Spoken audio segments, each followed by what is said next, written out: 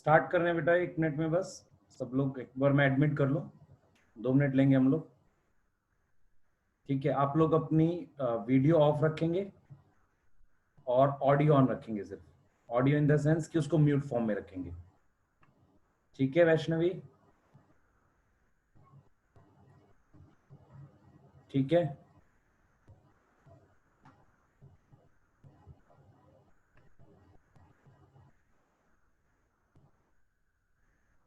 ठीक है बेटा। सब लोग अपना ओरिजिनल नाम रखें पहले तो, उससे पता नहीं चलेगा, नहीं तो कौन उस पर एनोटेट भी करेगा, फिर नहीं पता चलेगा। हाँ, और बहुत सारे बच्चों का वीडियो ऑफ है उसमें। मैं मैसेज में लिख देता हूँ, सब लोगों का जिनका वीडियो ऑफ है, सॉरी ऑडियो ऑफ के साथ ज्वाइन नहीं किया। योगेंद्र, मैं लिख रहा हूँ एक बार। ठीक है, योगेंद्र, आयत, करुणा, इनके ऑडियो ऑफ हैं। मतलब और भी बच्चे ऑडियो ऑफ हैं। आपको ऑडियो ऑन फॉर्म में रखना पड़ेगा, म्यूट फॉर्म में।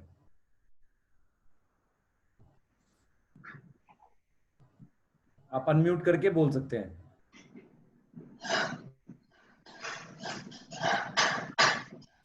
ठीक है, हाँ कुछ लोगों को पता है कैसे यूज करना है इसे, धीरे धीरे मतलब आइडिया लग जाएगा सबको। ठीक है, चलिए एक बार अपना ओरिजिनल नाम चेंज कर लीजिए बेटा, आपको मुझे मैं बात कर पाऊंगा प्रॉपरली।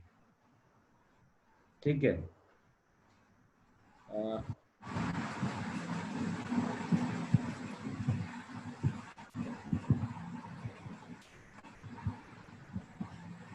ठीक है। म्यूट कर लीजिए सब लोग अपने आप को, एक बार म्यूट रखिए। अभी भी कुछ लोगों का ऑन नहीं हुआ है ऑडियो। मैं स्टार्ट कर रहा हूँ बेटा, एक 2 मिनट में बस स्टार्ट कर रहा हूँ, क्योंकि फर्स्ट क्लास है, ऐसे आपको थोड़ा सा मतलब प्रॉब्लम होती है फर्स्ट क्लास में सबको, तो इस वजह से थोड़ा सा प्रॉब्लम लग रही है। 1-2 मिनट दो, मैं स्टार्ट करूँ बस। ठीक है, साक्षी बेटा आप नाम चेंज कर ले, चेंज करना अलाउ है उसमें। हाँ, आप लोग नाम चेंज कर सकते हो, अपना ओरिजिनल नाम रखो ताकि आप मुझे पता चले एक्चुअल में, ऐसे पता नहीं चलेगा नहीं तो।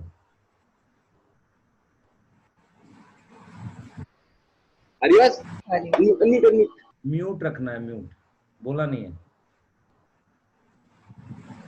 अभी भी 3 लोगों की वीडियो सॉरी ऑडियो ऑफ है। उसमें है प्रेरणा, सुजीत, आयत। मैं एक बार बोल देता हूँ, एक बार ग्रुप में मैसेज कर रहा हूँ जो। आकांक्ष, हाँ, कुछ लोगों को ऑफ है बेटा, ऑन कर लो ताकि पता चले। और आयत, अमरेश, म्यूट रखो इसे, म्यूट फॉर्म में। और ये डिजाइन नहीं बनाना आपने खुद से। ठीक है, चलिए स्टार्ट करेंगे बस।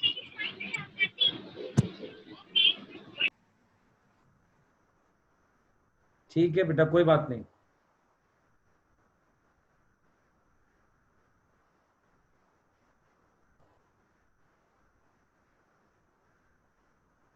ठीक है, मैं एक बार ये इसको क्लियर करूं, सबको विजिबल है? ठीक है, चलिए स्टार्ट करेंगे।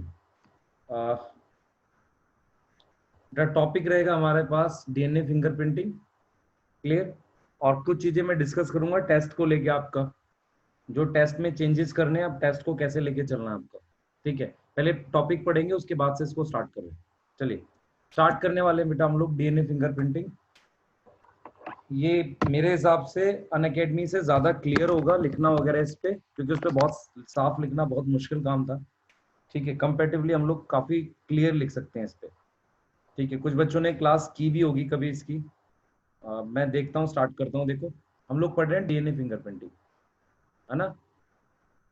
ठीक है, डीएनए फिंगरप्रिंटिंग टॉपिक है।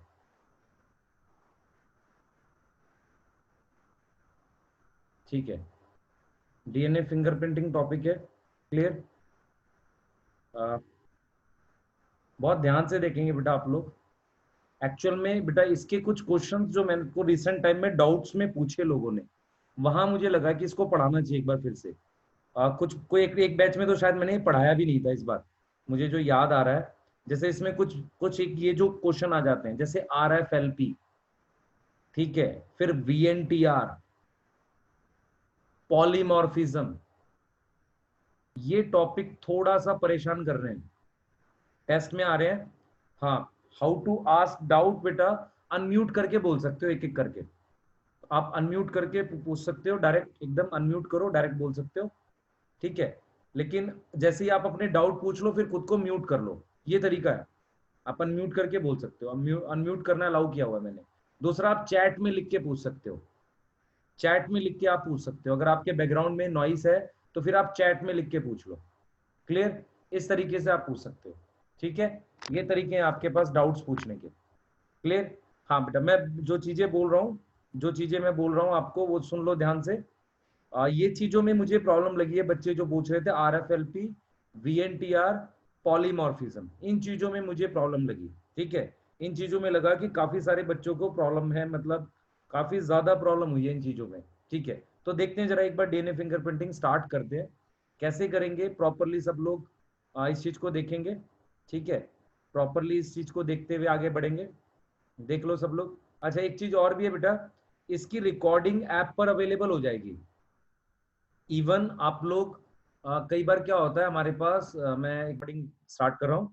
ह्यूमन जीनोम प्रोजेक्ट जब आपने पढ़ा था, तो ह्यूमन जीनोम प्रोजेक्ट में क्या पॉइंट्स थे, बहुत ध्यान से सुनना। उसमें आपने क्या किया था, एक पूरा का पूरा डीएनए, और बेसिकली वो हैप्लॉइड डीएनए था जिसे आप जीनोम कह रहे थे। उस हैप्लॉइड डीएनए को आपने क्या किया था, सीक्वेंस किया था। उस हैप्लॉइड डीएनए को क्या किया था, सीक्वेंस किया था। उसका एक रिजल्ट था आपके पास, उसका एक रिजल्ट था आपके पास, जो आपको याद होगा। वो रिजल्ट ये था कि 99.9% डीएनए, 99.9% डीएनए दो ह्यूमन का सेम है। दो ह्यूमन का क्या है, सेम है। मैं रिपीट कर रहा हूं इस बात को बेटा, जब आपने ह्यूमन जीनोम प्रोजेक्ट पढ़ा था, जब आपने ह्यूमन जीनोम प्रोजेक्ट पढ़ा था, तो आपने डीएनए सीक्वेंस किया था।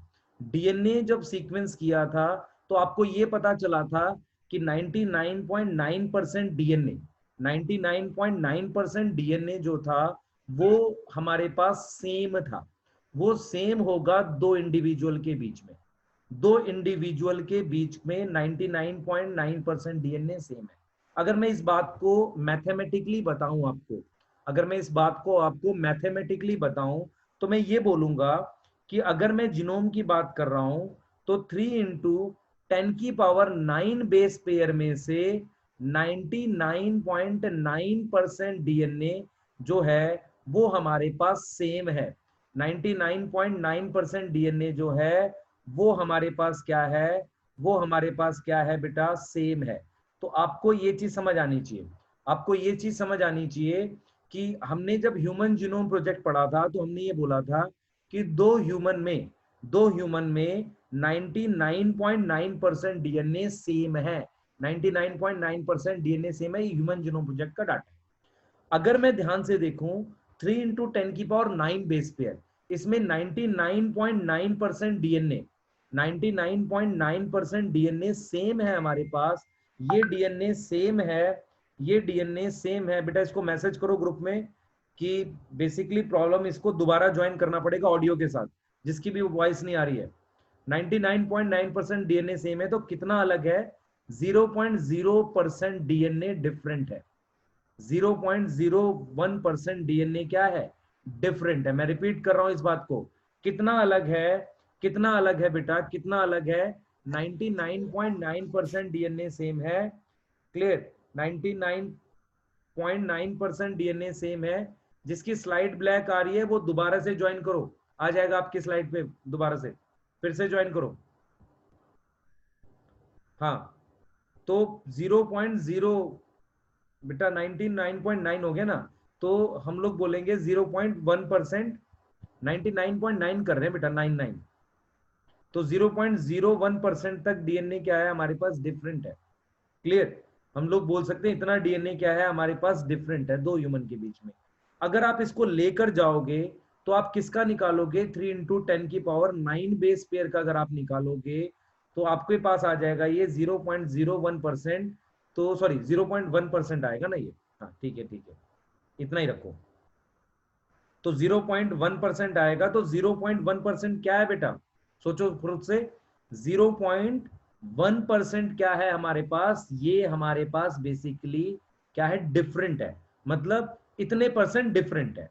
अगर मैं कहता हूं इतने परसेंट डिफरेंट है, तो अभी भी ये कितना है, 3 × 10⁶ बेस पेयर। मेरी बात ध्यान से सुन लो, दो ह्यूमन के बीच में इतना डिफरेंस है। कितना डिफरेंस है, 3 × 10⁶ बेस पेयर। मतलब दो ह्यूमन के बीच का डीएनए 3 × 10⁶ बेस पेयर डिफरेंट है। दो ह्यूमन के बीच का डीएनए इतना अलग है, इतना अलग है। ध्यान से सुनो बेटा, इतना अलग है। क्लियर? अब मेरी बात सुनो ध्यान से। अगर मुझे ध्यान से सुनेंगे, अगर मुझे दो ह्यूमन के बीच में अंतर फाइंड आउट करना है, if we need to find difference, ध्यान से सुने बेटा, if we need to find difference किसके बीच में, डिफरेंस इन टू इंडिविजुअल, क्या तरीके हैं, ध्यान से सुने, क्या तरीके हैं। पहला तरीका, उनका जीनोम सीक्वेंस करो। उनका क्या करो, जीनोम सीक्वेंस करो बेटा। उनका आप क्या सीक्वेंस करो, जीनोम सीक्वेंस करो। ध्यान से सुनो बेटा, उनका आप जीनोम सीक्वेंस करो। अगर आप उनका जीनोम सीक्वेंस करोगे, ध्यान से सुनो मेरी बात, अगर आप उनका जीनोम सीक्वेंस करोगे तो बहुत पैसा लग जाएगा। मैं फिर रिपीट कर रहा हूं, डीएनए फिंगरप्रिंटिंग से हम दो ह्यूमन के बीच में अंतर फाइंड आउट करते हैं, पर वो अंतर जीनोम सीक्वेंसिंग के थ्रू नहीं कर सकते। कैसे करेंगे, एक डिफरेंट मेथड है, एक डिफरेंट मेथड यूज करेंगे जिसे आप डीएनए फिंगरप्रिंटिंग कहते हैं। मतलब बेसिकली हम कुछ और यूज करेंगे। मतलब आपको दिमाग में ये बिठाना है, ध्यान सुनो। मैं फिर रिपीट कर रहा हूं, हमने ह्यूमन जीनोम प्रोजेक्ट से ये बताया कि दो ह्यूमन के बीच में 99.9% सिमिलैरिटी है, ये हमने बता दिया। उसके बाद हमने बोला कि कितना अलग है, 0.1% अलग है। 0.1% क्या है, अलग है। 0.1% क्या है बेटा, अलग है। ध्यान से सुनेंगे, कितना अलग है, 0.1% हमारे पास कितना अलग है, 0.1%। ये 0.1% किसका है, 3 × 10⁹ बेस पेयर का। तो वो आ जाएगा कितना, 3 × 10⁶ बेस पेयर। इसका मतलब दो ह्यूमन जिनमें फिनोटाइप डिफरेंस है, वो इसी बेस पेयर में है, इतने में ही है। मतलब मेरे में और तुम्हारे में जो अंतर है फिनोटाइप का, वो इतने बेस पेयर में ही कहीं होगा, बाकी तो हमारा सेम है। इतनी बात हमें समझ आ गई। पर अभी भी ये इतना बड़ा डीएनए है कि अगर मैं सीक्वेंस करके अंतर पता करूंगा तो बहुत पैसा और समय लग जाएगा। अगर आपको याद हो, 3 USD पर बेस पेयर का खर्चा आया था। 3 USD। क्लियर बेटा, डीएनए फिंगरप्रिंटिंग में जीनोम सीक्वेंसिंग नहीं करते। 3 USD पर बेस पेयर का खर्चा आया था जीनोम सीक्वेंसिंग करने के लिए। तो डीएनए फिंगरप्रिंटिंग में ह्यूमन जीनोम की कोई सीक्वेंसिंग नहीं करते। तो पहला पॉइंट आपके दिमाग में जाएगा कि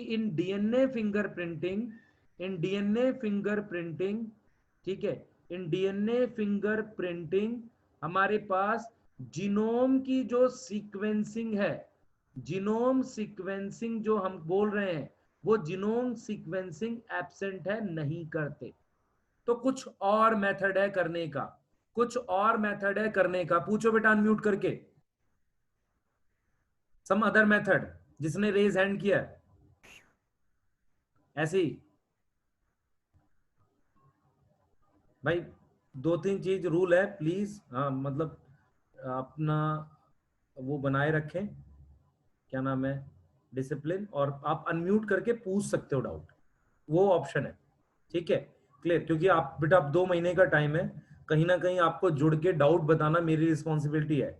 टिल टिल September 13 तक अगर एग्जाम हुआ, नहीं तो नवंबर तक, मेरे हिसाब से नवंबर से पहले नहीं होगा ये, ठीक है। पर ये आपको नहीं पता, हो गया तो फिर क्या करोगे, तो आप सितंबर मान के चलो, ठीक है। और नोविंगली और अननोविंगली आपका ये ईयर ऑटोमेटिकली ड्रॉप हो चुका है, तो आप और मुश्किल सिचुएशन में जिनकी तैयारी कम है, ठीक है, चाहे आप मानो चाहे मत मानो, ये ईयर ऑटोमेटिकली ड्रॉप हो गया।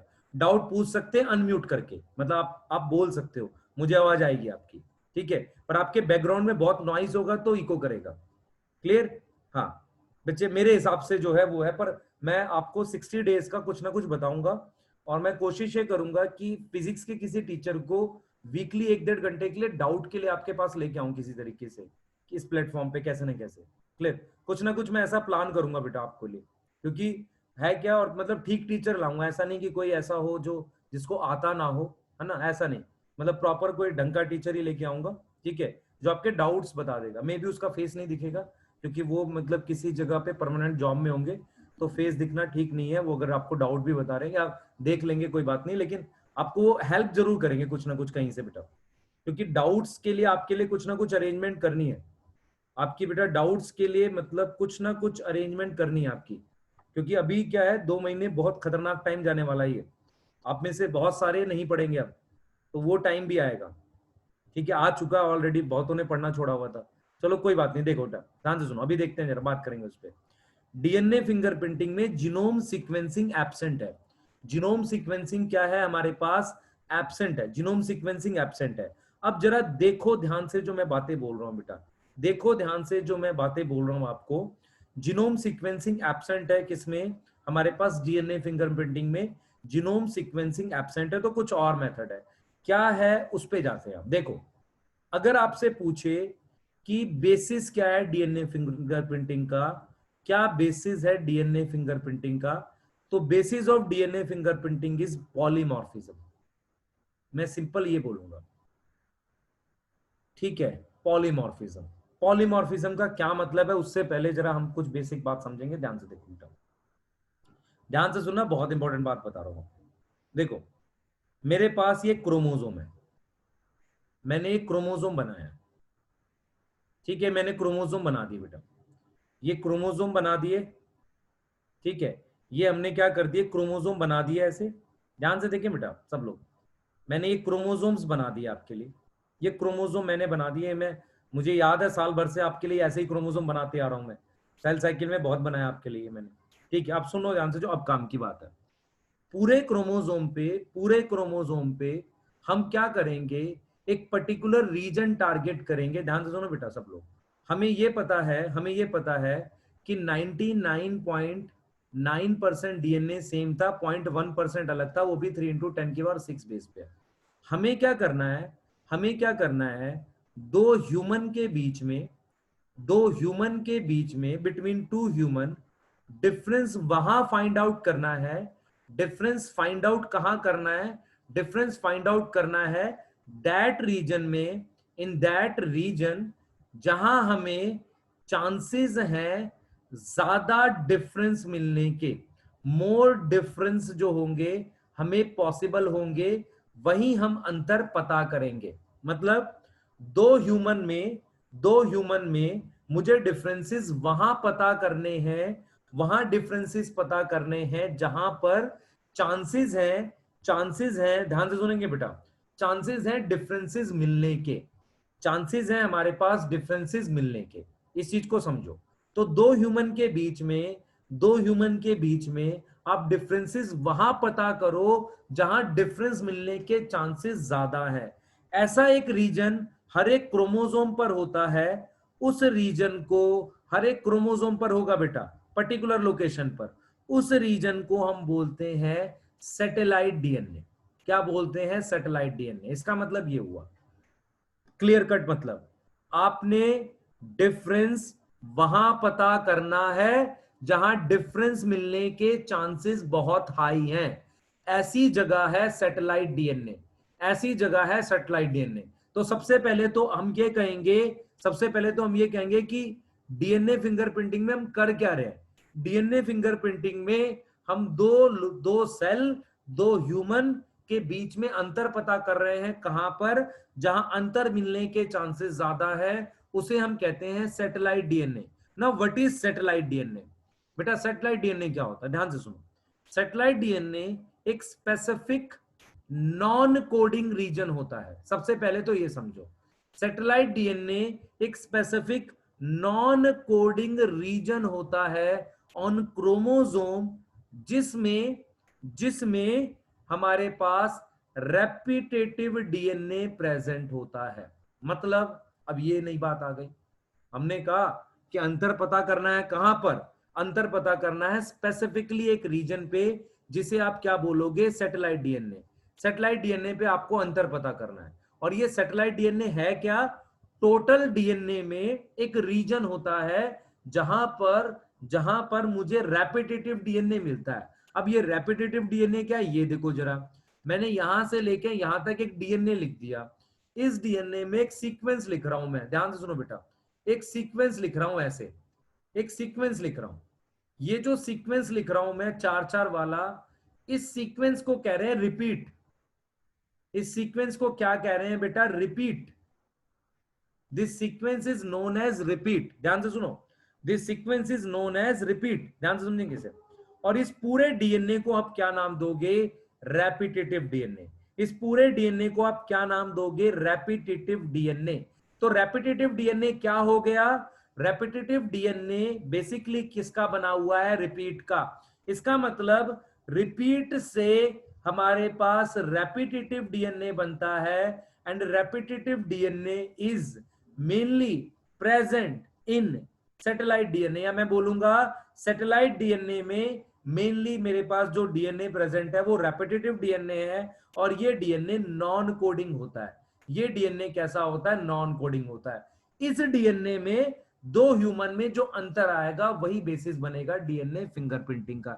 ये बेसिक प्रिंसिपल है डीएनए फिंगरप्रिंटिंग का, कि आपको सैटेलाइट डीएनए में अंतर फाइंड आउट करना है दो ह्यूमन के बीच में, विदाउट, ध्यान से सुने, विदाउट डीएनए सीक्वेंसिंग, वो बिना करे आपको अंतर फाइंड आउट करना है। कोई यहां तक प्रॉब्लम, मैं इसके आगे लेके जा रहा हूं, यहां तक कोई बात आने समझ आने में प्रॉब्लम, बताओ। सीक्वेंसिंग नहीं करनी हमें, no sequencing require in DNA fingerprinting, clear, no sequencing require in DNA fingerprinting.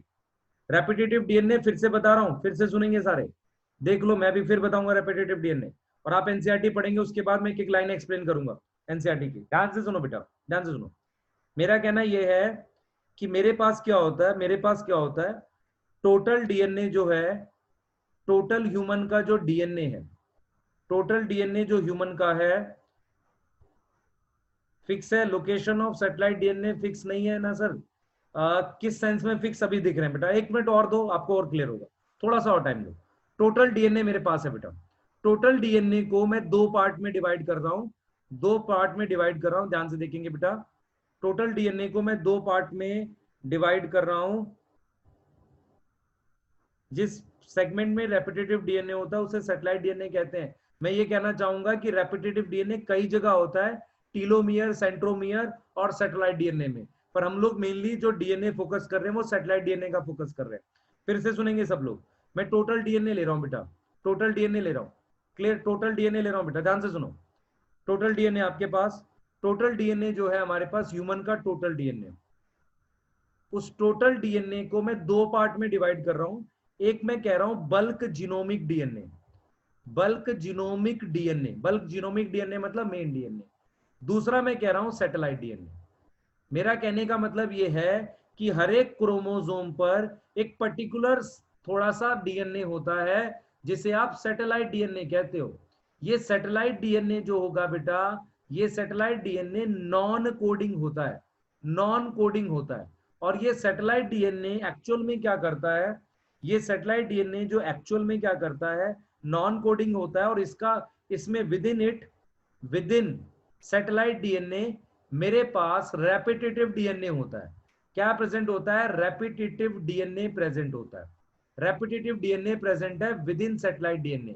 इसका मतलब ये हुआ कि सैटेलाइट डीएनए का पार्ट है रेपिटेटिव डीएनए, या मैं कह सकता हूं satellite DNA is made up of repetitive DNA. ना what is repetitive DNA, repetitive DNA का मतलब आप ऐसे एक डीएनए ले लो, उसमें कोई सीक्वेंस ले लो, जैसे GAATTR, सॉरी TTT, फिर GAATTT, ये 6 वाला सीक्वेंस बार बार रिपीट हो रहा है, तो ये इस सेगमेंट को रिपीट कहेंगे, और इस पूरे डीएनए को कहेंगे रेपिटेटिव डीएनए। बेटा कविता आप हेयर नहीं कर सकते, उसके लिए मैं एक मिनट मैसेज कर दो, रुक जाओ मैं मैसेज कर देता हूँ। एक्चुअल में क्या है, जब तक आप ऑडियो के साथ ज्वाइन नहीं करेंगे तो प्रॉब्लम होगी। एक मिनट रुको बेटा।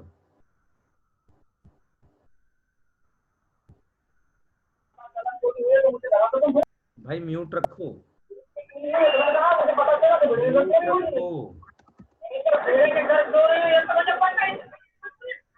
दोनों म्यूट रखो सब लोग। तनीषा म्यूट रखो बेटा।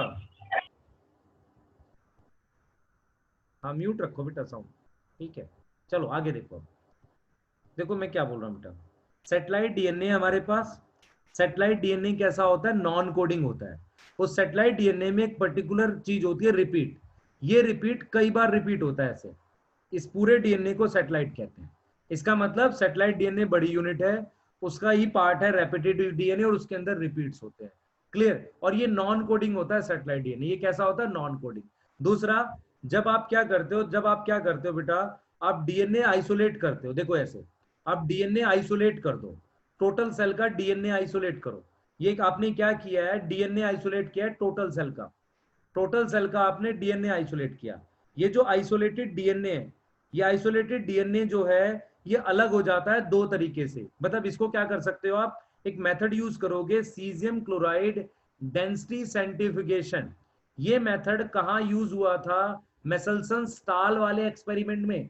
तो caesium chloride density centrifugation method में आप ये देखोगे, आप ये देखोगे, caesium chloride density centrifugation method में आप ये देखोगे कि बेसिकली हो क्या रहा है। आपको क्या दिखेगा कि जब आप टेस्ट ट्यूब में डीएनए सेपरेट करोगे तो पूरा डीएनए अलग यहां मिलेगा और सैटेलाइट डीएनए आपको अलग से मिलेगा। मतलब आप सैटेलाइट डीएनए को इससे अलग कर सकते हो जीनोमिक डीएनए से।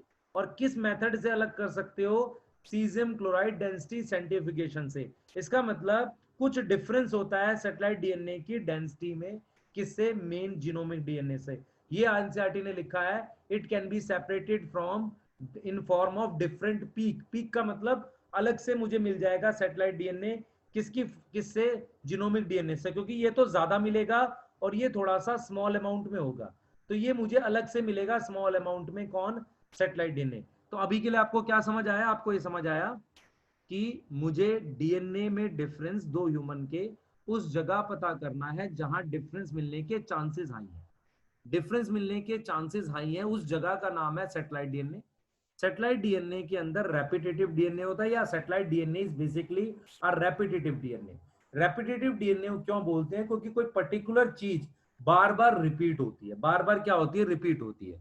अब हमने ये बोला, अब हमने ये बोला on the basis of, on the basis of on the basis of size of repeat, on the basis of size of repeat, size of repeat मतलब GATT CC ये 6 वाला रिपीट है और GATT ये 4 वाला रिपीट है।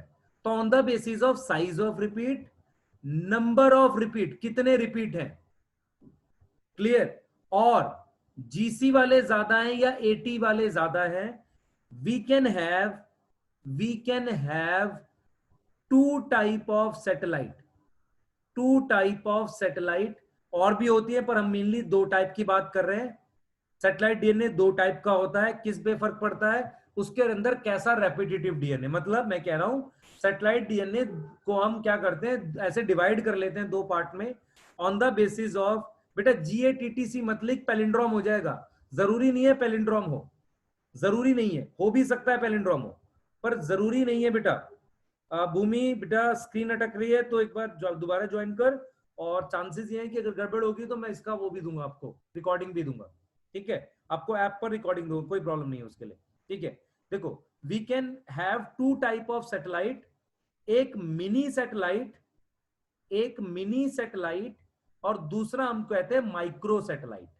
ये किस बेस पे डिवाइड किया है, किस बेस पे डिवाइड किया है, size of repeat, number of repeat, और इस तरीके का कुछ। मतलब साइज, नंबर, इन तरीके के रिपीट पे, इस तरीके के रिपीट पे, जैसे size of repeat, number of repeat, GC और एटी कंटेंट के बेस पे हमारे पास दो तरीके का सैटेलाइट है, मिनी और माइक्रो। देखो मैं क्या बोलना चाह रहा हूं बेटा, फिर से मैं आपको ये बोलना चाह रहा हूं कि हम कह रहे हैं कि कितने ज्यादा रिपीट है, कितने ज्यादा रिपीट का मतलब कितनी सारे रिपीट हैं हमारे पास। दूसरा हम ये कह रहे हैं कि कितने नंबर हैं उसके, कितना बड़ा रिपीट है, कितने नंबर हैं, और ये है कि नहीं। इस बेस पर मिनी और माइक्रो यूज करते हैं। अगर अपनी एनसीईआरटी चेक करो, ध्यान सुनेंगे, अपनी एनसीईआरटी चेक करो, for DNA fingerprinting we use mini satellite. मतलब मैं बेसिकली क्या यूज करूंगा, मिनी सैटेलाइट। मेरा बात का मतलब ये हुआ, ये देखो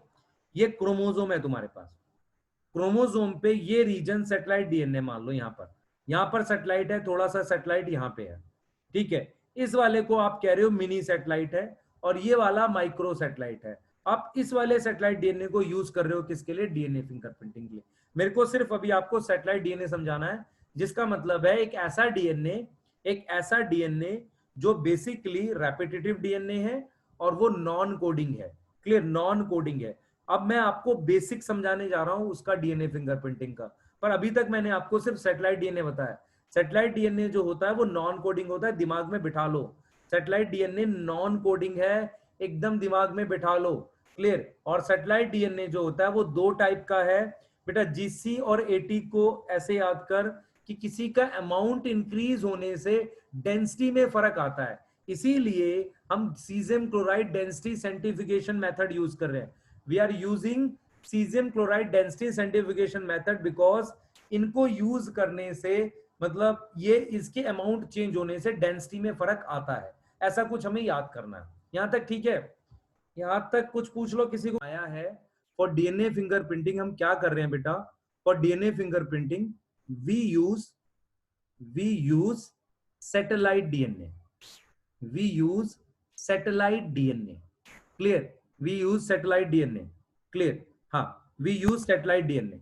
हम डीएनए फिंगरप्रिंटिंग के लिए सैटेलाइट डीएनए यूज करते हैं, जो कि एक नॉन कोडिंग रीजन है, जो कि एक नॉन कोडिंग रीजन है, जो कि एक नॉन कोडिंग रीजन है। और वो जो है वहां पर डिफरेंस मिलने के चांसेस ज्यादा है। कैसे, ये देखो जरा।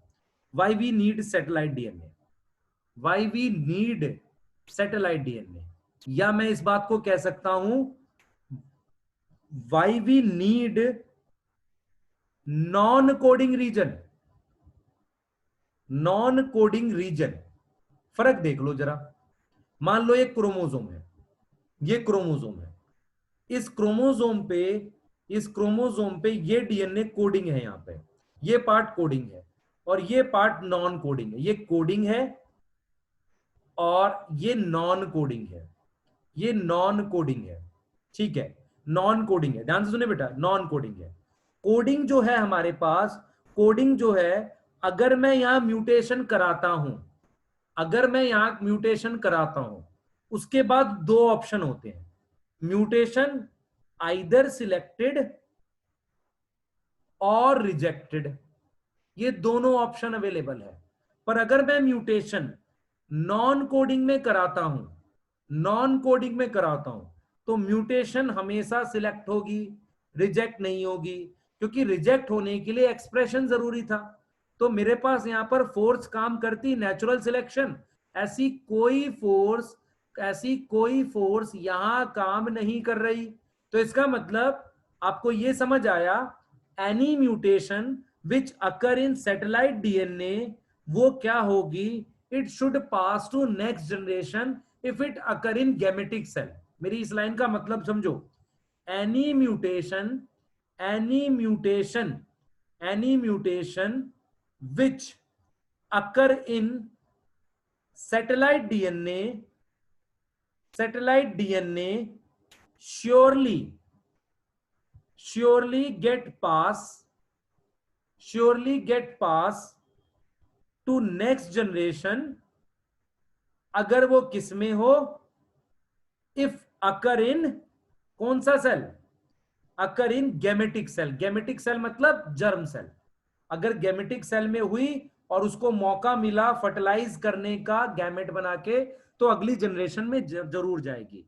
इसका मतलब अगर मैं आपसे पूछूं generation by generation which DNA will accumulate more variation. It is coding or non coding? It should be non coding. तो इसीलिए हम सैटेलाइट डीएनए पर फोकस कर रहे हैं, क्योंकि चांसेस ज्यादा हैं दो ह्यूमन के बीच में डिफरेंस मिलने के, किसमें, सैटेलाइट डीएनए में। मतलब मैं ये कह रहा हूं कि more chance we can get, more chance, ध्यान से सुनो बेटा, more chance we can get variation in satellite DNA because it is non-coding. और हम एक्चुअल में ये करने वाले हैं पूरे प्रोसेस में। ये तुम्हारा मान लो क्रोमोसोम नंबर 5th है और ये किसी और पर्सन का क्रोमोसोम नंबर 5th है। इसके ये जो रीजन है यहां सैटेलाइट डीएनए है, यहां सैटेलाइट डीएनए है दोनों का। मैं ये कह रहा हूं बेटा, ये दोनों का 5th क्रोमोसोम है। इनके बाकी जगह डिफरेंस मिले ना मिले, अगर ये अलग अलग ह्यूमन का क्रोमोसोम है तो चांसेस है कि सैटेलाइट डीएनए में इनमें कुछ ना कुछ वेरिएशन मिलेगी, क्योंकि ये जिन एंसेस्टर से आ रहे हैं वो अलग हैं और जनरेशन बाय जनरेशन कुछ ना कुछ म्यूटेशन इकट्ठी हुई होगी। मैं फिर रिपीट कर रहा हूं इस बात को, मैं ये कह रहा हूं बेटा, अगर मैं आपका मेरा 5th क्रोमोसोम कंपेयर करूं तो उसमें डिफरेंसेस मिलने के चांसेस ज्यादा हैं। बेटा नॉन कोडिंग से फायदा ये है कि नॉन कोडिंग की म्यूटेशन रिजेक्ट नहीं होती, नॉन कोडिंग में होने वाली म्यूटेशन रिजेक्ट नहीं होती, इसलिए वो इकट्ठी होती चली जाती है। तो जो सैटेलाइट डीएनए है उसने जनरेशन बाय जनरेशन म्यूटेशन से होने वाले चेंजेस को एक्यूमुलेट किया है, इसलिए डिफरेंसेस मिलने के चांसेस ज्यादा हैं। मतलब in satellite DNA of 2 human we have more chance to get we have more chance to get ज्यादा चांस है क्या लेने के बेटा, मोर चांस, ध्यान से सुने, in satellite DNA of 2 human we have more chance to get क्या मिलेगा बेटा, टू गेट वेरिएशन। इसीलिए हम क्या करते हैं, सैटेलाइट डीएनए पर फोकस करते हैं डिफरेंस फाइंड आउट करने के लिए। क्यों? क्योंकि जनरेशन बाय जनरेशन कुछ ना कुछ म्यूटेशन एक्यूमुलेट होती जाएगी। अभी भी मैंने पॉलीमॉर्फिज्म नहीं बताया, अभी भी मैं ये बता रहा हूं सिर्फ नॉन कोडिंग क्यों चाहिए। कोई डाउट है यहां तक तो बताओ मुझे, फिर मैं आगे डिस्कस करता हूं। ये बिठा लेते हैं आप अपने माइंड में ये बात बिठा लें कि नॉन कोडिंग रीजन वो होते हैं जो कोई प्रोटीन फिनोटाइप शो नहीं करते, इस वजह से नेचर में उनके रिजेक्शन होने के चांसेस नहीं है, इसलिए उनमें होने वाली म्यूटेशन अगली जनरेशन में पास हो जाएगी। पर it should occur in spermatogonia, oogonia, उनमें होनी चाहिए तभी पास होगी। चले आगे, आओ जरा पॉलीमॉर्फिज्म पे बात कर लेते हैं, फिर सबको इकट्ठा जोड़ेंगे। एक बार पॉलीमॉर्फिज्म और बता दूं, फिर सब जोड़ने जा रहा हूं मैं। आ जाओ भाई, पॉलीमॉर्फिज्म क्या है। पॉलीमॉर्फिज्म बेटा, अब मैंने एक दो ग्रुप में आज मैसेज नहीं किया क्योंकि बच्चे ज्यादा हो जाते, थोड़ा सा डिफिकल्ट हो जाता। क्लियर? सर नॉन कोडिंग का काम क्या होता है बच्चे? नॉन कोडिंग का हमारी बॉडी में एज सच कोई रोल नहीं है, पर वो एक तरीके का स्ट्रक्चरल रोल रखता है। जैसे मान लो किसी बिल्डिंग में जो रूम है उसमें आप रह रहे हो, लेकिन जो उसकी फाउंडेशन है वहां रह नहीं रहे, पर कुछ ना कुछ रोल तो है ना उसका। या कुछ ऐसे रीजन होते हैं जो स्ट्रक्चरल जगह होती है, पर एज सच उनका कोई वो नहीं होता, मतलब एज सच मतलब डायरेक्ट रोल नहीं है। पॉलीमॉर्फिज्म पे आए भाई? Yes sir. हाँ, throughout life non coding DNA change होता रहता है। मैं ये कह रहा हूं थ्रू आउट लाइफ कोडिंग और नॉन कोडिंग दोनों चेंज होता रहता है, पर ज्यादा चेंज नॉन कोडिंग में आता है बिकॉज नेचर उसे रिजेक्ट नहीं करती। मेरी बात बेटा सुन लो ध्यान से। आप कैसे कह सकते हो कि कोडिंग में चेंज नहीं आएगा? बेटा अभी बता रहा हूं मैं, मोनोजाइगोटिक ट्विंस बता रहा हूं, अभी आ रहा हूं उस पर। मैं फिर रिपीट कर रहा हूं, आप कैसे कह सकते हो कोडिंग में चेंज नहीं आएगा? आप में और मेरे में अलील्स अलग अलग नहीं है, या आपके अंदर ही मान लो आई कलर की 2 एलील है तो वो तो कोडिंग रीजन थे ना, एलील्स आर कोडिंग रीजन। समझो इस बात को बेटा। म्यूटेशन से उनका सीक्वेंस बदलेगा। म्यूटेशन से, चैतन्य बता रहा हूं बेटा, म्यूटेशन से नॉन कोडिंग का सीक्वेंस बदलेगा। प्रोटीन बनाने पे कोई फर्क नहीं आएगा, उनकी प्रोटीन बनेगी नहीं बनेगी इसका कोई रोल नहीं है। ठीक, डन। चलो पॉलीमॉर्फिज्म आ जाओ। पॉलीमॉर्फिज्म की एक डेफिनेशन है हमारे पास। भाई कोविड-19 अपना ओरिजिनल नाम रखा करो यार, मुझे पता चले कौन कौन आया था, कौन डाउट पूछ रहा है, मुझे भी तो पता चले किसको पढ़ा रहा हूं, है ना। तुम लोग नाम ओरिजिनल रखा करो अपने, अच्छा नहीं लगता ऐसे। क्लियर, अपना ओरिजिनल नाम रखा करो बेटा, वही ठीक रहेगा। देखो अब सुनो ध्यान से, पॉलीमॉर्फिज्म के लिए एक डेफिनेशन है, एक डेफिनेशन एनसीईआरटी की। जेनेटिक लेवल वेरिएशन, हाँ विजय, नॉन कोडिंग में ज्यादा वेरिएशन होती है। नॉन कोडिंग में क्या होती है, ज्यादा वेरिएशन होती है बेटा। क्लियर, नॉन कोडिंग में ज्यादा वेरिएशन। आ जाओ जरा पॉलीमॉर्फिज्म आ जाओ। जेनेटिक लेवल वेरिएशन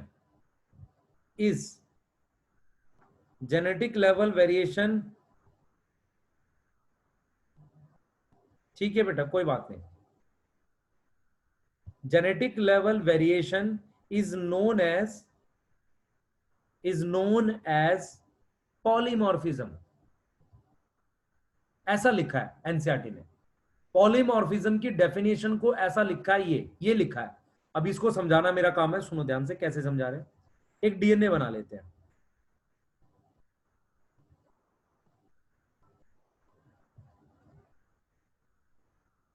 ये डीएनए बना लिया मैंने, ठीक है।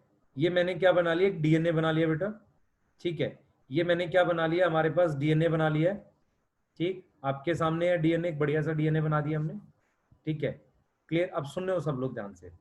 मैं कह रहा हूं genetic level variation is known as polymorphism. मतलब अगर मैं किसी डीएनए का ये सीक्वेंस बदल दूं, ऐसे इसे चेंज कर दूं, ठीक है, इस सीक्वेंस को चेंज कर दूं, इस सीक्वेंस में इस न्यूक्लियोटाइड को चेंज कर दूं, मान लो इस न्यूक्लियोटाइड को चेंज कर दूं, ध्यान से सुनना बेटा, मैं इस न्यूक्लियोटाइड को क्या कर दूं, चेंज कर दूं। तो अगर मैं न्यूक्लियोटाइड को चेंज कर दूंगा, मैं चेंज करूंगा किसमें, चेंज इन न्यूक्लियोटाइड करूंगा, तो उसको हम कहेंगे, उसकी वजह से पॉलीमॉर्फिज्म होगी। मतलब अब जरा इस बात को समझो, आप में से सबसे पहले बहुत सारे लोगों को डाउट रहता है म्यूटेशन और पॉलीमॉर्फिज्म में। पॉलीमॉर्फिज्म का सिंपल मीनिंग ये है कि any change in DNA sequence is result in polymorphism. Polymorphism का मतलब है जीन्स के लेवल पर या डीएनए के लेवल पर कोई भी बदलाव पॉलीमॉर्फिज्म कहलाएगा। कोई भी बदलाव पॉलीमॉर्फिज्म कहलाएगा। ध्यान से सुन लो बेटा, पॉलीमॉर्फिज्म कहलाएगा। तो genetic level variation is known as polymorphism. मतलब ये जो, मान लो इस सी और जी की जगह मैं जी टी ला दूं या ए टी ला दूं, उसे पॉलीमॉर्फिज्म कहते हैं। उसे हम क्या कहते हैं, पॉलीमॉर्फिज्म। भूमि पता नहीं बेटा, मेरे को टॉपिक तो पूरा कराना पड़ेगा भी आज, ये आधा घंटा तो कम से कम लगेगा। तुम लोग की आज कोई उस पे क्लास होनी चाहिए, अन अकेडमी पे संडे है, मेरे ख्याल से शायद ना भी हो, ठीक है। देख लो, पर कोई बात नहीं, देख लो मैं जो पढ़ा रहा हूं, ठीक है। देख लो बेटा ध्यान से,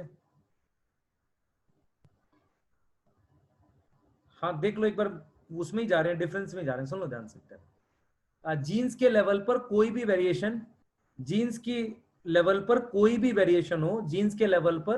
कोई भी वेरिएशन हो, उसे पॉलीमॉर्फिज्म कहते हैं। अब सवाल ये उठता है कि म्यूटेशन और पॉलीमॉर्फिज्म में क्या फर्क है। मुझे अगर तुम्हें एक लाइन में समझाना है तो मैं कहूंगा म्यूटेशन जो है, mutation is responsible for polymorphism. किसी को समझ आई मेरी बात? मतलब पॉलीमॉर्फिज्म रिजल्ट है, पॉलीमॉर्फिज्म क्या है, रिजल्ट है। किसका रिजल्ट है, म्यूटेशन का। बात समझ आई? पॉलीमॉर्फिज्म जो है वो रिजल्ट है म्यूटेशन का।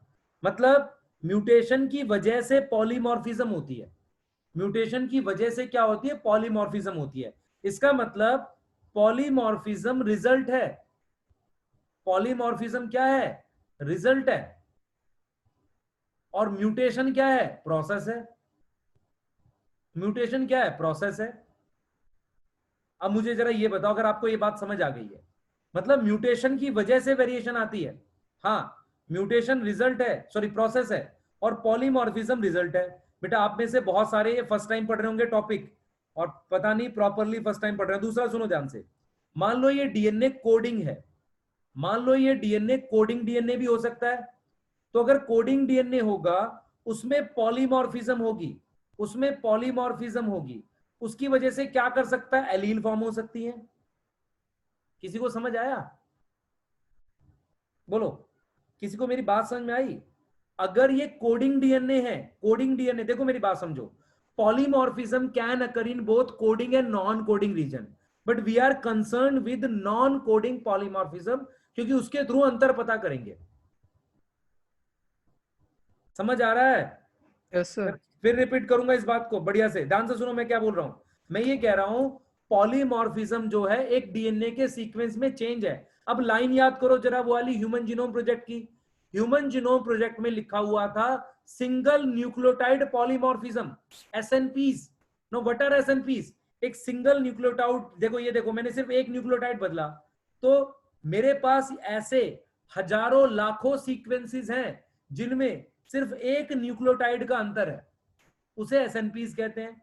तो एसएनपीज क्या हुए? Single nucleotide polymorphism. समझो मेरी बात। तो पॉलीमॉर्फिज्म समझो सिर्फ क्या होता है? पॉलीमॉर्फिज्म एक तरीके का अंतर है, वेरिएशन है, पर वो अंतर फिनोटाइप का अंतर नहीं है, वो अंतर जीनोटाइप का अंतर है। तो मैं अगर आपसे एक एक टर्म में डिफाइन करूं पॉलीमॉर्फिज्म को, तो मैं कहूंगा polymorphism is genotypic variation, but this genotypic variation in DNA sequence में जीनोटाइप लेवल पर वेरिएशन को पॉलीमॉर्फिज्म कहेंगे। पॉलीमॉर्फिज्म रिजल्ट है म्यूटेशन का। ड्यू टू म्यूटेशन पॉलीमॉर्फिज्म आता है। ड्यू टू म्यूटेशन क्या आता है बेटा? पॉलीमॉर्फिज्म आता है। Sir clear? जीनोटाइप चेंज होगा तो फिनोटाइप भी चेंज हो जाएगा ना? जरूरी नहीं है, नॉन कोडिंग में नहीं बदलेगा। देखिए जरा, दिस इज तेरा डीएनए, ये तेरे पास डीएनए, यहां देख, दिस इज कोडिंग मान ले, and this region should be non coding. ठीक, कोडिंग में अगर म्यूटेशन हुई, कोडिंग में म्यूटेशन हुई तो डिजीज बन सकती है, अलील बन सकती है। तो these all are result of, these all are polymorphism, these all are polymorphism. अब कोडिंग है, इसी का तो फिनोटाइप चेंज होगा, इसी का तो फिनोटाइप चेंज होगा। लेकिन यस अगर म्यूटेशन किस में हो जाए?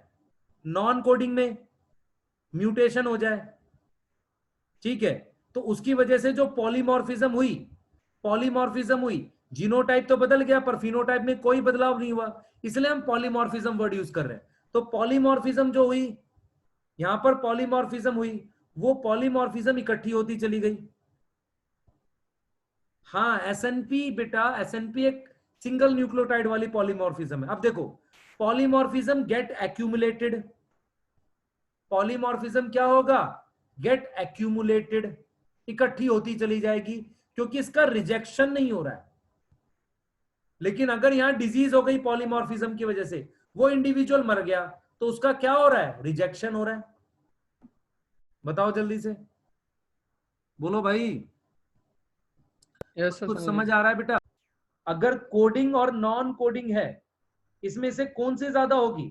नॉन कोडिंग पॉलीमॉर्फिज्म ज्यादा होगी। नॉन कोडिंग पॉलीमॉर्फिज्म का मतलब अंतर। तो मुझे अगर अगर अगर मुझे दो ह्यूमन में अंतर पता भी करना है, तो यहां मिलने के चांसेस ज्यादा है ना। नॉन कोडिंग में रीजन मिलने अंतर मिलने के चांसेस ज्यादा है बेटा। नॉन कोडिंग से होगा नुकसान, फायदा कुछ नहीं, पर नॉन कोडिंग में एक्यूमुलेशन होने से, नॉन कोडिंग में एक्यूमुलेशन होने से आप डिफरेंस फाइंड आउट कर सकते हो, डिफरेंस फाइंड आउट कर सकते हो दो ह्यूमन के बीच में। बेटा शो नहीं होनी चाहिए, शो नहीं होगी, शो होना बहुत मुश्किल है। हाँ ये हो सकता है कि कभी अगर मान लो जैसे मैं कहता हूं आई कलर की कभी जीन बनी होगी, it may evolve from non coding reason. First time अगर कोई जीन बनेगी तो शायद वो पॉलीमॉर्फिज्म होते होते कभी कोई नए कैरेक्टर की जीन बन जाए, पर हमारी लाइफ इतनी छोटी है कि हम वो नए कैरेक्टर की जीन देख नहीं पाएंगे, और कोरोना के चलते वैसे ही शायद मुश्किल है ना। तो मतलब जो है तो है, ठीक है, क्लियर। हाँ, why the name polymorphism, it is only at genetic level. बेटा जेनेटिक लेवल की वेरिएशन के लिए नाम पॉलीमॉर्फिज्म है, क्लियर। हाँ चैतन्य पूछ बेटा, पूछ ले जल्दी से, आवाज नहीं आ रही तेरी, मैसेज में लिख दे चैतन्य, मैसेज में लिख दे बेटा।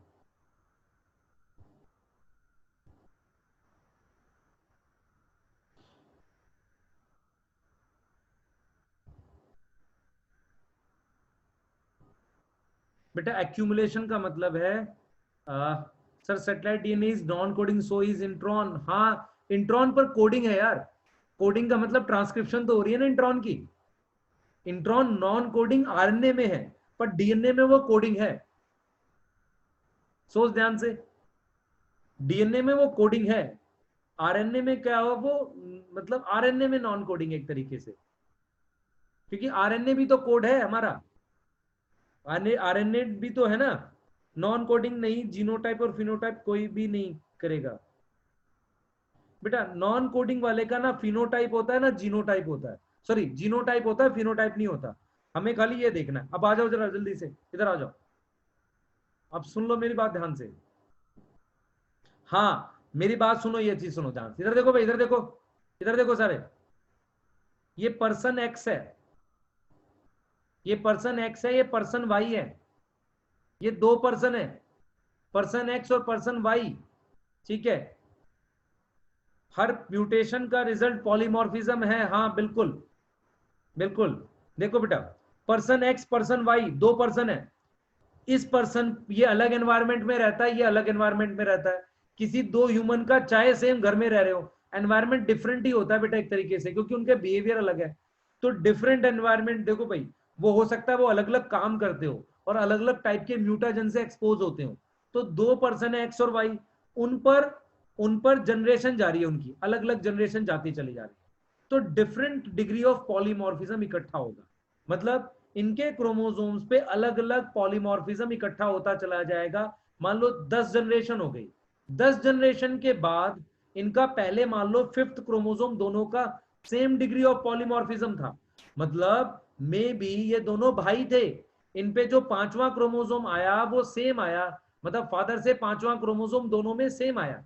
लेकिन कई जनरेशन के बाद हो सकता है म्यूटेशन की वजह से इन दोनों में अलग अलग पॉलीमॉर्फिज्म, मतलब अलग अलग जेनेटिक वेरिएशन आ जाए। हम इसी को टारगेट करते हैं, हम ये मानते हैं कि जो दो ह्यूमन हैं, दो ह्यूमन, देखो मेरी बात सुनो, अगर मैं लिखता हूं डिफरेंट, देखो क्वेश्चन कैसा आएगा, different degree of polymorphism, degree का मतलब amount, different degree of polymorphism किस में होगा, a two different individual, two different individual, यहां तक समझ आ रहा है।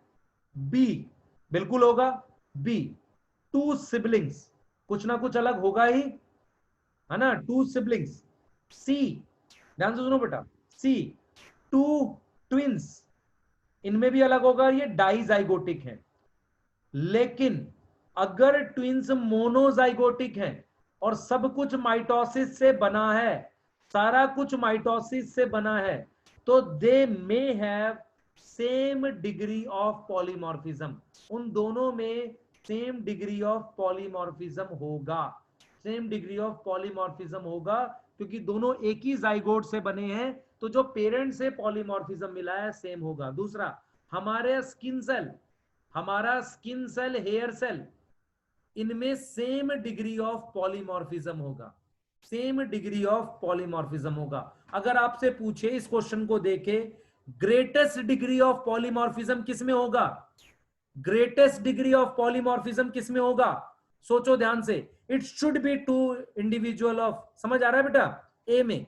सबसे ज्यादा डिग्री ऑफ पॉलीमॉर्फिज्म इसमें होगा और सबसे कम होगा मोनोजाइगोटिक ट्विंस में। क्लियर? मोनोजाइगोटिक ट्विंस में सबसे कम होगा।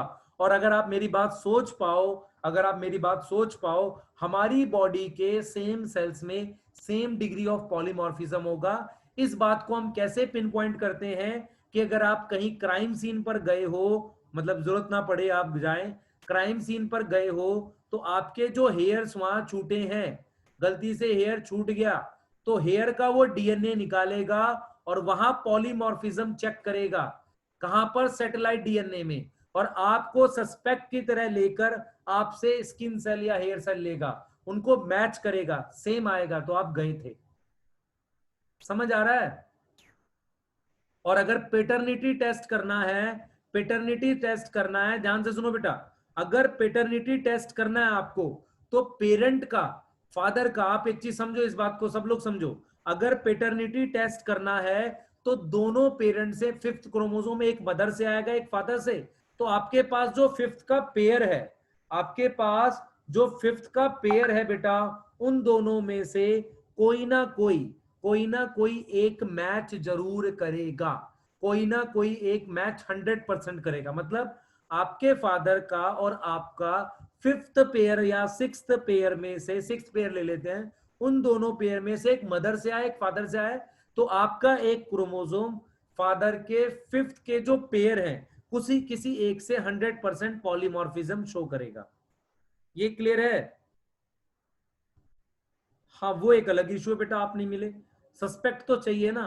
ऐसा थोड़ी है डीएनए फिंगरप्रिंटिंग क्राइम सीन से हेयर लेके क्रिमिनल को खुद ही पकड़ लेगा, ऐसा तो पॉसिबल नहीं है। मैंने ये बोला बेटा, मैंने ये बोला है कि आप एक चीज समझो, इधर देखो बेटा, आप एक चीज देखो, हम लोग कहाँ कहाँ यूज करते हैं, हम लोग कहाँ यूज करते हैं डीएनए फिंगरप्रिंटिंग को, वो देख लो। मैं मैकेनिज्म बताने जा रहा हूँ, वीएनटीआर वगैरह।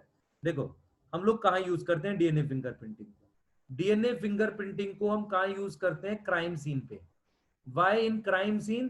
क्योंकि आपकी बॉडी के सारे सेल्स, सारे सोमेटिक सेल्स जो है, या सारे इवन गेमेटिक सेल्स भी same degree of polymorphism show करेंगे, क्योंकि सारे के सारे आप किससे बने हैं? जर्म सेल से बने, same degree of polymorphism show करेंगे। ये चीज समझ लो। पर आपको सैंपल में डब्ल्यूबीसी चाहिए, आरबीसी से काम नहीं होगा, आरबीसी नहीं चाहिए, आरबीसी में न्यूक्लियस नहीं होता।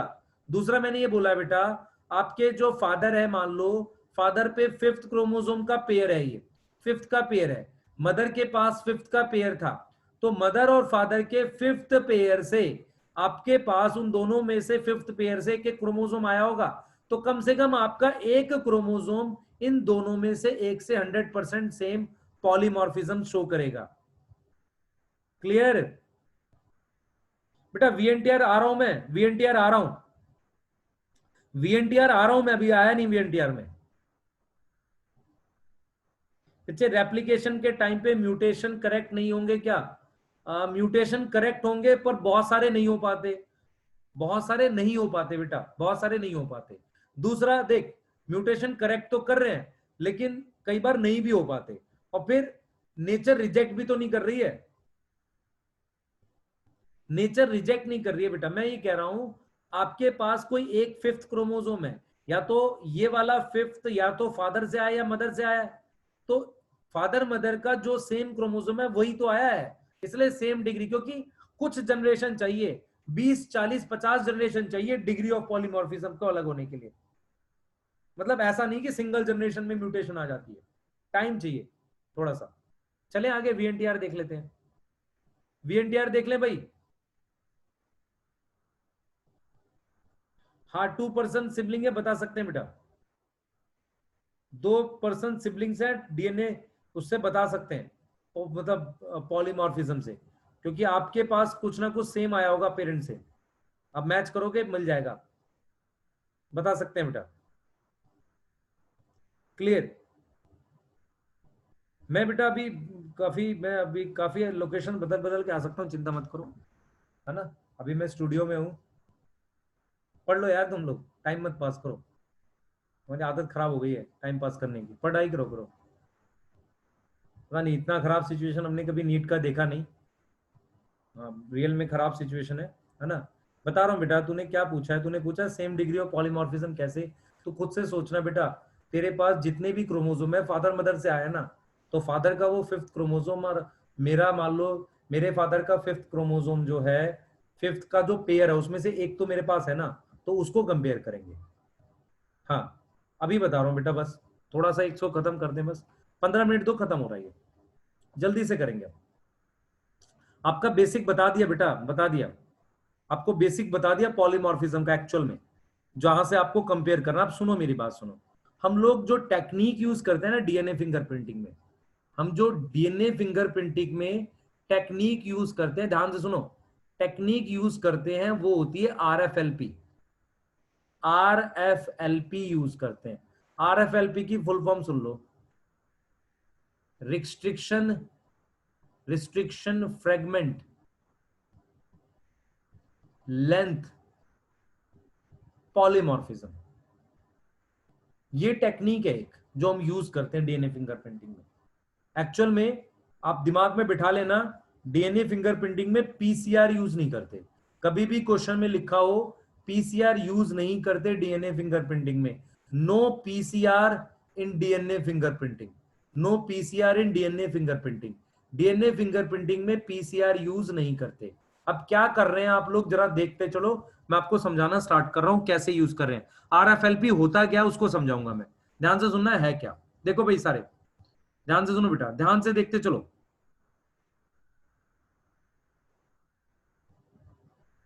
कुछ बच्चों के मेरे पास मैसेज आते हैं, सर आप मुझे ग्रुप में ऐड कर दो, पर उनको पता ही नहीं मैंने अनअकैडमी छोड़ दिया।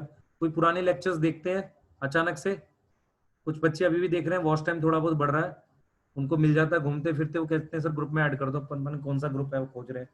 चलो छोड़ो जाने दो, देखते हैं। देखो बेटा अब हमारे पास क्या है यहाँ पर, ध्यान से सुनो। ये आपके पास सेटेलाइट डीएनए है, ये आपके पास क्या है, सेटेलाइट डीएनए है। क्लियर। पीसीआर से बेटा, पीसीआर से नहीं करने का, पीसीआर इसमें यूज नहीं होता डीएनए फिंगरप्रिंटिंग में, वो अलग मेथड है, आरएपीडी कहते हैं उसे। अब देखना बेटा, देख जरूरी नहीं है कि सही पढ़ाओ, देखो ध्यान से आपको समझ आएगा। देखो now this is known as satellite DNA, satellite DNA, ध्यान से सुनना। सेटेलाइट डीएनए, सेटेलाइट डीएनए पर आपको क्या करना है, आपने क्या करा बेटा, आप ध्यान से सुनेंगे। आप क्या करा, आपने डीएनए आइसोलेट किया। आपने क्या किया, डीएनए आइसोलेट किया।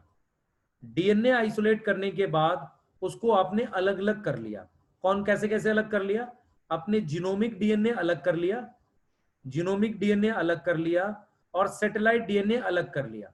और जो सैटेलाइट डीएनए अलग किया है वो क्रोमोसोम वाइज अलग किया है। मैं फिर रिपीट कर रहा हूं, आपने एक क्रोमोसोम लिया हुआ है, एक क्रोमोसोम लिया हुआ है बेटा, आपने डीएनए आइसोलेट किया है, आपने जीनोमिक डीएनए अलग कर लिया और सैटेलाइट डीएनए अलग कर लिया। मैं फिर रिपीट करूंगा, आपने क्या किया, सबसे पहले एक सेल लिया है, सेल में से आपने क्रोमोसोम अलग कर लो, मान लो एक क्रोमोसोम ले लो, एक क्रोमोसोम में से आप क्रोमोसोम का जो डीएनए है उसमें से आप जीनोमिक डीएनए और सैटेलाइट डीएनए अलग कर लो। कैसे अलग करोगे, caesium chloride density centrifugation method से, caesium chloride density centrifugation method से आप अलग कर लोगे। कौन सा, सैटेलाइट डीएनए। अब ये सैटेलाइट डीएनए आपके पास टेस्ट ट्यूब में है, इस सैटेलाइट डीएनए को काटो, इससे आरी से रिस्ट्रिक्शन एंजाइम से कट करो, cut satellite DNA, cut satellite DNA with आरी, रिस्ट्रिक्शन एंजाइम से सैटेलाइट डीएनए को कट करो। जब सैटेलाइट डीएनए को कट करोगे तो आपके पास फ्रेगमेंट्स आएंगे, आपके पास क्या आएंगे, डीएनए फ्रेगमेंट्स आएंगे। इन फ्रेगमेंट्स की लेंथ वेरिएबल होती है। मतलब हम ये कह रहे हैं बेटा, हम ये कह रहे हैं, समझना ध्यान से मैं जो बात बोलना चाह रहा हूं, मैं ये कह रहा हूं बेटा, मैं ये कह रहा हूं हमारे पास कि मेरे पास ये 5th क्रोमोसोम है। ध्यान से देखें बेटा सब लोग, मेरे पास ये 5th क्रोमोसोम है, मेरे पास ये 5th क्रोमोसोम है, मेरे पास ये 5th क्रोमोसोम है, ठीक है। ये मेरे पास, म्यूट रखो यार, झगड़ा नहीं। अरे यार मेरे को याद 5th रहता, ले 7th ले, मेरे को याद ही 5th रहता है अक्सर। 7th क्रोमोसोम है, दो अलग अलग ह्यूमन का 7th क्रोमोसोम है। इसका मैं सैटेलाइट डीएनए लेता हूं, देखना क्या होगा। इसका मैं क्या ले रहा हूं बेटा, सैटेलाइट डीएनए ले रहा हूं, ध्यान से सुनना मेरी बात। ये मेरे पास 7th क्रोमोसोम है, दोनों का 7th क्रोमोसोम है। ये मैंने क्या ले लिया बेटा, इसका सैटेलाइट डीएनए ले लिया। ये इस सेटेलाइट डीएनए को मैंने किससे कट किया, आरई से कट किया। आरई से कट करके मैंने उसको रन किया एग्रोस जेल पे। एग्रोस जेल पे जब रन किया तो मेरे पास बैंड्स आए हैं, मेरे पास उस जेल पे क्या आए हैं, बैंड्स आए हैं। ध्यान से सुनना, ऐसे बैंड्स आए हैं, ऐसे बैंड्स आए हैं, ऐसे बैंड्स आएंगे। ऐसे किसी और ह्यूमन का मैंने 7th क्रोमोसोम लिया, उसको जब मैंने आरई से कट किया सैटेलाइट डीएनए निकाल के, तो उसको जब एग्रोस जेल पे रन किया तो डिफरेंट बैंड आएंगे, क्योंकि उसके अंदर डिफरेंट वेरिएशन है। तो ये जो बैंड्स हैं, ये बैंड्स एक्चुअल में कहां आ रहे हैं, सैटेलाइट डीएनए के बैंड्स हैं। और ये बैंड्स का क्या मीनिंग है मैं बता रहा हूं, वो देखो जरा। ये बैंड्स अलग क्यों हो गए, ये बैंड्स अलग क्यों हो गए, सुनना ध्यान से। देखो मैं 2 डीएनए, मेरी बात समझ में, समझो मैं क्या कर रहा हूं। मैं क्रोमोसोम नंबर 7 का सैटेलाइट डीएनए अलग करके उससे बैंड फॉर्मेशन कर रहा हूं, और ये बैंड फॉर्मेशन किस पे कर रहा हूं, एग्रोस जेल पे। फिर इसको ट्रांसफर भी कर रहा हूं नाइलॉन मेम्ब्रेन पर, तब उसको यूवी रेज में देख रहा हूं, जिसे ऑटो रेडियोग्राफी कह रहे हैं। लेकिन आपको एक खास चीज समझ आई यहां पर कि हम बना किसका रहे हैं, सैटेलाइट डीएनए का। जरा इसको एक बार फिर से देखो, आपको और क्लियर होगा। देखो मैं क्या कह रहा हूं, इस बात को समझना। हमने क्या किया, आपके पास ये डीएनए है, मैंने डीएनए लिख दिया,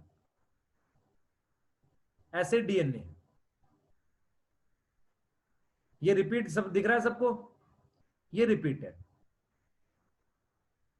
अब मान लो ध्यान से सुना, मान लो आपके पास, ध्यान से सुनेंगे इसे, मान लो आपके पास ये मेरे पास ये रिपीट है हमारे पास, ऐसे मान लो आपके पास 1000 रिपीट है,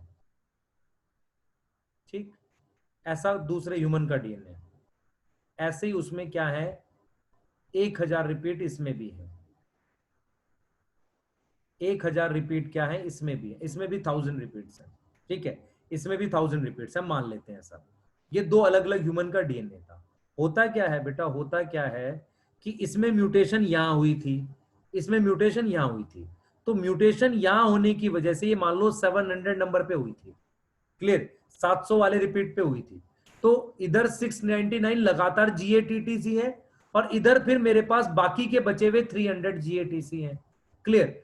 अच्छा यहां म्यूटेशन होगी मान लो 200 नंबर पे, तो 199 ये कंटिन्यूस है, बाकी के बचे हुए 800 ये कंटिन्यूस है। मेरा पॉइंट ये है कि ये जो रिपीट्स होते हैं, इनमें होने वाली म्यूटेशन ह्यूमन ए और बी में अलग अलग लोकेशन की होती है, अलग अलग लोकेशन की होती है, उसकी वजह से वीएनटीआर बनता है।